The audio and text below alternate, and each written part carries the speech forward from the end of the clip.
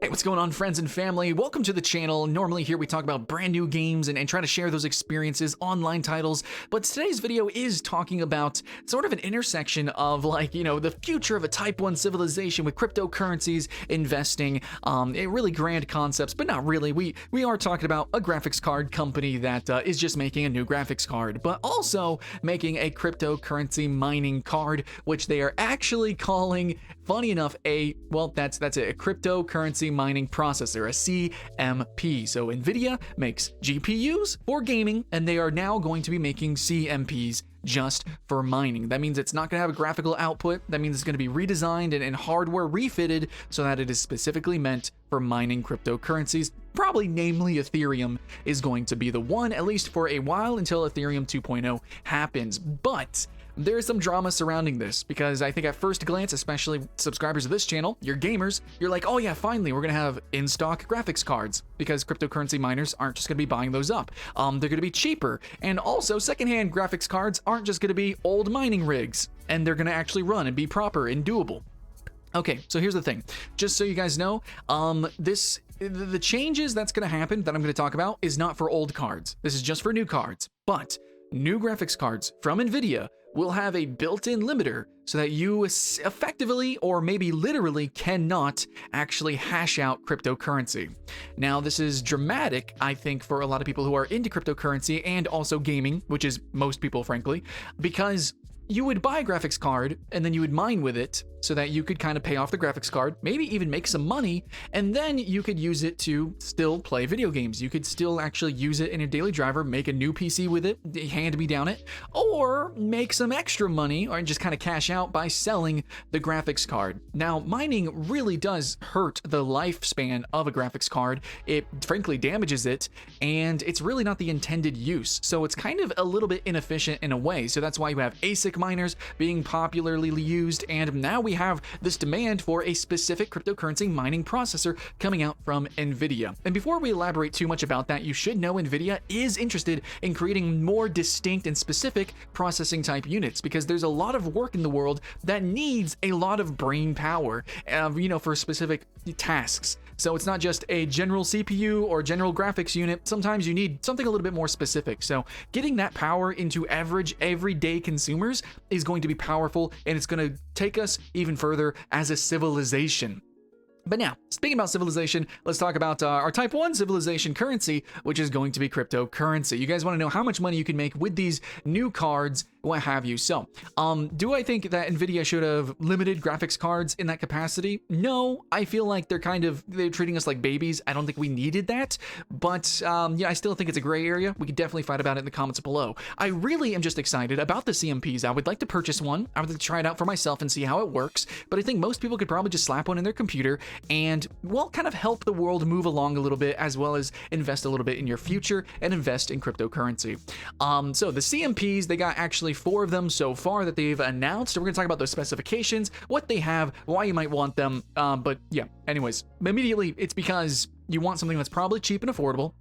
You just slap into your machine, and that you can make money with, and maybe begin, starting mining cryptocurrency much easier, more efficiently, without buying from a Chinese ASIC designer or whatever that might even break. There's a lot of bad reviews on those, or trying to get like a $1,000 graphics card or what have you that's really overpriced, because every other miner is buying them and reselling them too. So this is really good, giving the power back to the everyday person, which cryptocurrency is all about. So you want to make some money, let's talk about how you can do that. So the first tier that we have, and I'm gonna put the graph up on the screen here, we have the 30HX, which is going to be hashing out at 26 millihashes a second, and its rated power is 125 watts. So we're going to be pushing that. Now, one thing to worry about is that this actually has a 6 gigabyte memory limit, and with the way blockchain works, it becomes more and more complicated. So actually, older cards like my 970 doesn't really work anymore, because it's like not even 4 gigabytes. The 6 gigabyte might work out for a while, but 8 gigabytes is probably where you're going to want to be, and then 10 gigabytes. But we'll see actually how much money we can make. Then again, Ethereum is something that might actually be, when it comes to mining, a little bit outdated. We don't know where mining actually has in store of the future. A lot of people are excited about it. I'm really excited about it. I love the power to the player kind of mentality, but there is this concept of, okay, proof of stake, Ethereum is going to be working, a little bit differently, and it's not going to be quite using the mining system anymore. A lot of complicated stuff, but we'll see in the end. So let's go ahead and talk about how much money we can make. So for the lowest end card, which we don't know how much it's going to cost, but regardless, the lowest end card, 26 millihash a second, power consumption 125, and I'm putting my cost per kilowatt hour is at 12 cents.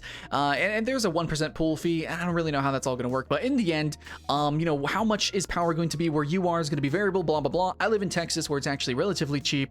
So I am going to be making apparently a profit ratio per day of 748%. It's going to be amazing. Profit per day is $2.69, which doesn't sound like much, but I think a lot of people are going to have like 6 of these.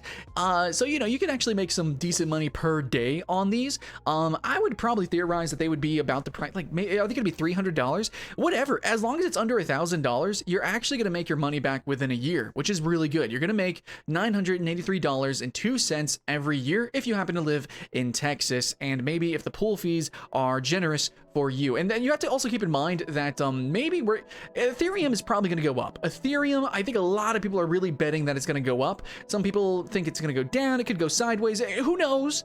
But in the end, it's going to be profitable. Okay, you're going to buy this, plug it in your machine, it's going to be profitable. Now, can you maintain the sound? Are you okay with the sound? Are you okay with heat? Is that a problem where you live? In the end, most people could probably pick one of these up and make some money. Just straight up, that's probably going to happen, at least for this year, as long as these launch relatively quickly. But I think that this is probably the least efficient route to go, at least this lower tier. There's going to be a little baby zone. This is entry level. Next up, we actually have so we have 36 millihashes a second and 185 power consumption, which is going to lead us to, wow, that makes a lot more money. Okay, a lot more money. The profit per year jumps drastically. Okay, like a $300, almost $400, right? $1,348 per year. So we're looking pretty good. Also notice the jump in gigabytes. That's a big deal too. That gives you a little bit of future proofing if you think there is a future for this kind of stuff. Next up, hashing power 45 millihashes a second, as well as power consumption of 250.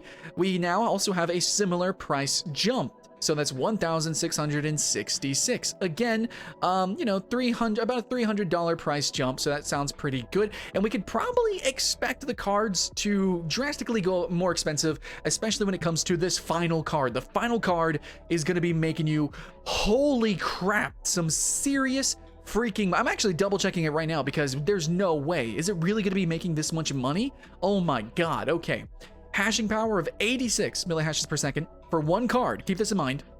That is going to be thinner and more streamlined, or it's going to have more airflow. Just all that, it's going to be more efficient at mining cryptocurrency. Keep that in mind. The power consumption is rated for 320 watts. Okay. And so that's a big jump in wattage, and the profit per year is $3,000, $349. Now imagine you have a rig where you have 6 of these. And we're assuming here that these are more specific, type of cards, that they shouldn't be overpriced because, price gouging and limited stock of normal graphics cards. These shouldn't be that expensive to get into. It might just be possible to buy a bunch of these already. For a lot of people who have already invested in cryptocurrency, probably have a good chunk of change invested. You can now take some of that, put it into these cards, and you'll make a lot of money in this coming year. And now, of course, there is worry. Where is Ethereum going? But if you're interested in mining cryptocurrency, then I think this is probably the way to go. There's no doubt in my mind. If NVIDIA is investing in this, NVIDIA, they are a business, and they're a good business. They kind of know what they're doing. At the same time, I don't know. They are a little weird because they are actually directly hindering their graphics cards from doing this. But I think at the same time, it's kind of a cool move. I know it's people who mine cryptocurrencies, they hate it, but from a gamer perspective, it's really cool. I'm gonna finally be able to upgrade from my GTX 970. I make a living playing games and streaming and doing YouTube videos. I need more than a GTX 970 in 2021. So please give me some availability that's not like super overpriced, please and thank you. And I think a lot of you guys feel the same, especially since we're on a new generation of consoles and, new generation of games coming out. So having these cryptocurrencies, specific style cards is so cool. I'm gonna jump on them. I'm gonna slap one or maybe a few. Maybe I'll make a whole rig. Maybe I'll have a whole, passive income business on this stuff. If it's really as profitable as it says, if I get 6 of these, dude, 6 of them? That's $18,000 a year. Why would I work at Target or McDonald's? I could just buy a bunch of these cards, slap them together, and sure, I gotta manage them or what have you, and I take the risk because I'm investing in cryptocurrencies, but why wouldn't I? It sounds like a good deal to me, and I think a lot of people are going to jump onto it. And if you haven't jumped on mining cryptocurrency, it's something to definitely think about and conceive of. I really think the big limiter is, do you have new hardware, and do you have the patience or the, I guess, mentality to handle the noise of your graphics card? If you have a closet or something or a shed, you're good to go. But yeah, most people really could be doing this, and that is the power of cryptocurrency. And NVIDIA is helping more people have that power, probably at an affordable price, and be more efficient, and at the same time from a trusted manufacturer that'll have, like they're gonna have rules and stuff so that, if it's broken, you can send it back. It's not gonna be some weird Chinese company, break in a month, no warranty thing. And at the same time, they're giving power to the players with gaming processors. We're gonna have more processors at cheaper prices. So I think this is a win-win. It's really good news that I wanted to talk about, shout out, and be excited about. And if you want more videos like this from my channel, please let me know in the comments below. Historically, haven't really done stuff like this, but I'm excited about hardware as much as I am software. And this is, I don't know, with cryptocurrency and everything, this is kind of a combination of the two. And I am all about the consumer here on this channel, and I do think that this is something that's a boon. There is, again, we'll end the video on this gray area. What do you guys think about them artificially limiting the cryptocurrency mining power of their graphics cards? Because that is where they are literally kind of hurting the consumer. It's like they're slapping the consumer. It's like, no, you dumb little baby, don't do that. And yet at the same time, in terms of the economy, it's kind of a good thing. So, it's a little bit of a gray area. There's some pros and cons. I think, in the end, I don't think they needed to do that for normal graphics cards. I don't think that was necessary whatsoever. But then again, miners are buying literally everything. Miners are buying literally anything that they can get their hands on, even laptops, which have historically not been very efficient. And it just completely destroys them. So maybe they had to, just because of what's happening. Maybe we as consumers are dumb. I don't know. That's why they have seatbelt laws. But in the end, I gave you the news. That's what it is. You can tell I'm excited. So now let me know your thoughts and feelings. Keyboard Warriors in the comments below. Much love, friends and family. Yeah, stay tuned, subscribe, and all that good stuff. And I will see you in the next one.